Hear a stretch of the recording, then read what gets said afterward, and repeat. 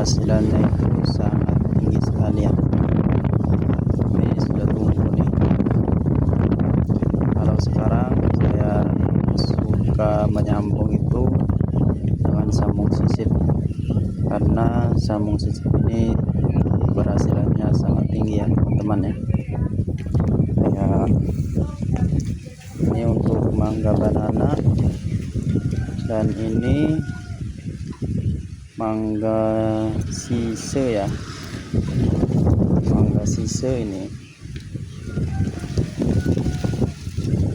dan di atasnya juga mangga sise.